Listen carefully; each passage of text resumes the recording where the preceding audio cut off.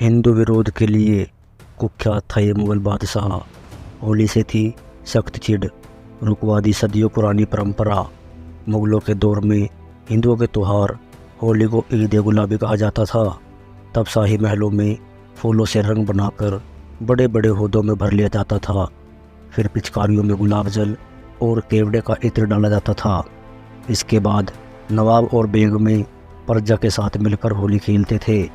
लेकिन एक कुख्यात बादशाह ने सदियों पुरानी इस परंपरा को एक झटके में ख़त्म कर दिया। कुछ मुग़ल शासकों को होली का त्यौहार खूब पसंद था। किताबों में होली को हिंदुओं का त्यौहार बताया जाता है। मौजूदा माहौल में दिखता भी ऐसा ही है। काफ़ी लोग मानते हैं कि इस्लाम में होली खेलना मना है। इसके उलट पुराने समय में होली के दिन मुसलमान भी हिंदुओं के साथ जमकर रंग खेलते थे। इतिहासकारों ने मुग़ल कालीन होली के बारे में जमकर लिखा है। मुग़ल बादशाहों की बात करें तो होली का जिक्र करीब करीब हर काल में मिल जाता है। इतिहासकार मुंशी जकुल्लाह ने तहरीक हिंदुस्तानी में लिखा है, कौन कहता है कि होली सिर्फ हिंदुओं का त्यौहार है। 19वीं सदी के मध्यम के जकुल्लाह मुग़लों के दौर की होली का वर्णन करते हैं कि कैसे बाबर हिंदुओं को होली खेलते देखकर हैरान रह गया था। लोग एक दूसरे को उठाकर रंगों में भरे बड़े बड़े होदों में पटक रहे थे। लेकिन यह समय कुछ समय बाद बदल गया। अपने हिंदू विरोध के लिए कुख्यात मुग़ल शासक औरंगजेब ने इस खूबसूरत पर्व में मुस्लिमों को शामिल होने पर रोक लगा दी। बाबर को पसंद थी होली।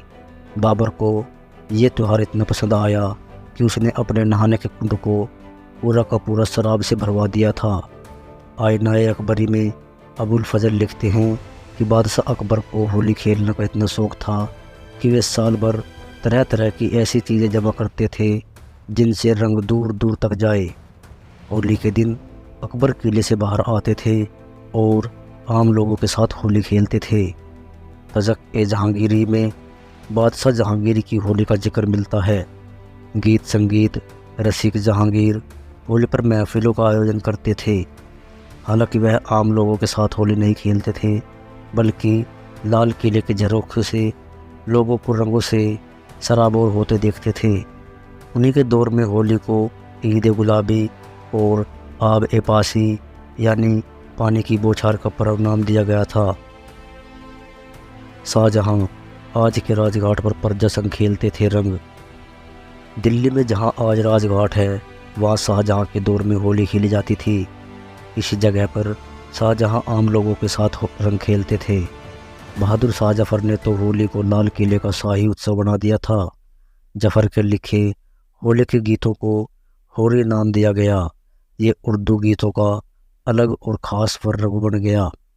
जफ़र का लिखा एक होरी गीत यानी फाग आज भी खूब गाया जाता है। क्यों मैं पे रंग मारी पिचकारी, देखो कुंवर जी दूंगी मैं गारी। इस अंतिम मुग़ल शासक का मानना था कि होली हर मजहब का त्यौहार है। एक उर्दू अखबार जाम-ए-जहानुमा ने 1844 में लिखा है कि होली पर जफ़र के दौर में खूब इंतजाम होते थे। टेसू के फूल से रंग बनाया जाता था और बादशाह बेगम में आम लोग साथ मिलकर होली खेलते थे। अवध के नवाब होली की तैयारी पर खर्च करते थे करोड़ों। दिल्ली की ही तरह लखनऊ शहर की भी होली पूरे देश में अलग पहचान रखती थी। इसे अवध की होली कहा जाता था।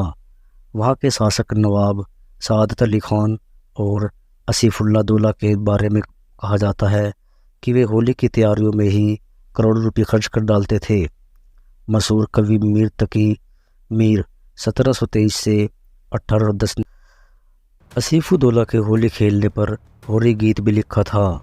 मुग़ल शासकों के दौर में होली के लिए अलग से रंग बनाए जाते थे। इसके लिए लाल टेसू के फूल काफ़ी पहले से इकट्ठा किए जाते थे। उन्हें उबालकर ठंडा करके होदों में भरा जाता था। हरम में भी पानी के बजाय होदों में फूलों का रंग या गुलाब जल भर दिया जाता था। सुबह से ही होली शुरू हो जाती थी। बादशाह पहले बेगमों और फिर आम लोगों के साथ रंग खेलते थे। सूफी कवियों ने ही होली को दिया ईद गुलाबी नाम। होली पर शाही महलों में एक ख़ास जगह पर बादशाह और प्रजा इकट्ठा होते थे। फिर लगातार गुलाब जल और केवड़ा से सुगंधित फुहारे चलाते रहते थे। पूरे दिन किसी न किसी की तैनाती पौधों और फुहारों में रंगीन पानी व इत्र डालने के लिए की जाती थी।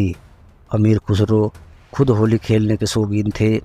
वे गुलाब जल और फूलों के रंग की होली खेलते थे। रंगों के इस उत्सव पर खुसरो ने कई सूफी गीत लिखे।